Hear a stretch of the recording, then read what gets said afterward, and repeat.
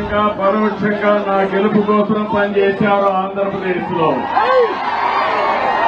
అలాంటి మీ అందరికీ కూడా ధన్యవాదాలు, కృతజ్ఞతలు. ఒక్క విషయం మనం గుర్తుపెట్టుకోవాలి. మహానాయకుడు, యుగ పురుషుడు నందమూరి తారక రామారావు గారు తెలుగుదేశం పార్టీ పెట్టింది ఈ గడ్డపైనే. ఆ రోజు ఆయన ఆలోచించింది ఏదో రాజకీయాల కోసం రాలేదు, లేకుంటే రాజకీయాల్ని అధికారం కోసం వచ్చి ఉపయోగించుకోని రాలేదు. తెలుగు జాతికి అన్యాయం జరిగింది, నా జాతిని కాపాడుకోవాలని ఏకైక లక్ష్యంతో ఎన్టీ రామారావు గారు వచ్చారు. పార్టీ పెట్టిన విధానం కూడా మీరు చూశారు. ఎమ్మెల్యే క్వార్టర్ లో ఆ రోజు ఏ విధంగా అయితే 10 మందిని కలవడానికి వచ్చాడు. వస్తే పెద్ద ఎత్తున ప్రజలు వస్తే అప్పటికప్పుడే తెలుగుదేశం పార్టీని నామకరణం చేసి అనౌన్స్ చేశారు. ఈ రోజు కూడా నేను చూస్తున్నా మిమ్మల్ని చూస్తా ఉంటే మళ్లీ తెలంగాణ గడ్డపైన తెలుగుదేశం పార్టీకి తీవ్రంగా వస్తుంది. అది స్పష్టంగా కనపడుస్తామని నీ ఉత్సాహం చూస్తా ఉంటే. ఒక్క విషయం మనందరం కూడా గుర్తుపెట్టుకోవాలి. ఈరోజు 2 రాష్ట్రాలు విభజన జరిగినప్పుడు కూడా నేను ఒకటి ఆలోచించాను. నాకు ఇటు తెలంగాణ అటు ఆంధ్రప్రదేశ్ 2 కళ్ళు లాంటివి. అందుకే ఆ రోజు ఒకే మాట చెప్పాను, నేను ఏ పక్క కూడా సైడ్ తీసుకోకుండా 2 ప్రాంతాల ప్రయోజనాలు లక్ష్యంగా పనిచేసిన ఏకైక పార్టీ తెలుగుదేశం పార్టీ. తెలుగు జాతి ఐకమత్యంగా ఉండాలని ఆ రోజు ఆలోచించా, ఈ రోజు ఆలోచిస్తున్నా. నా చివరి రక్తపు బొట్టున్నంత వరకు అది ఆలోచిస్తాను. ఇంకో పక్కన మీరు ఒక విషయం గుర్తుపెట్టుకోవాలి. తెలుగు జాతికి ఒక గౌరవం తెచ్చిన వ్యక్తి ఎన్టీ రామారావు గారు. అంత మునుపు తెలుగు వాళ్ళందరినీ మద్రాసి అని పిలుస్తా ఉంటే, కాదు తెలుగు జాతి ఒకటి ఉందని ప్రపంచానికి చాటి చెప్పిన ఏకైక నాయకుడు నందమూరి తారక రామారావు గారు.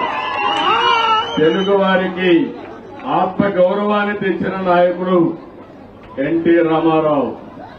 అనేక సమస్యలు తీసుకొచ్చాడు, 1-2 కాదు. ఒకప్పుడు తెలంగాణలో అయితే కరణం మున్సబులు పటేల్ పట్వారీ విధానం భయంకరంగా ఉంటే రద్దు చేసిన తర్వాత ఈ ప్రాంత ప్రజానీకం మాకు స్వాతంత్రం వచ్చిందని పండగ చేసుకున్న సందర్భం అది. ఈరోజు తెలుగు రాష్ట్రాల్లో బ్రహ్మాండంగా వెనుకబడిన వర్గాలు ముందుకు వచ్చారంటే అది ఎన్టీ రామారావు గారు చూపించిన చొరవ, ఆయన తీసుకున్న చర్యలేనని చెప్పి నేను మీకు తెలియజేస్తున్నా. అనేక పరిపాలనా సంస్కరణలు తీసుకొచ్చారు. మొట్టమొదటిసారిగా దేశంలోనే సంక్షేమానికి నాంది పలికిన ఏకైక నాయకుడు నందమూరి తారక రామారావు గారని కూడా నేను మీకు తెలియజేస్తున్నా.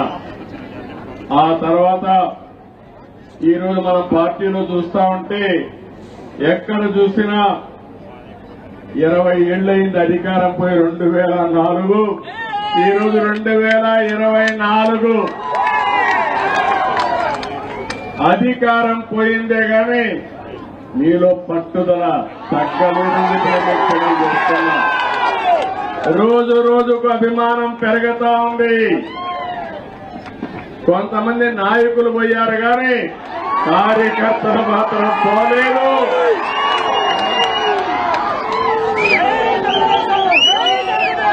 తెలుగు జాతి ఉన్నంత వరకు తెలుగుదేశం పార్టీ జెండా రెపరెపలాడుతుంది. ఇది ఎవ్వరు కూడా తుడిచి పెట్టలేరు.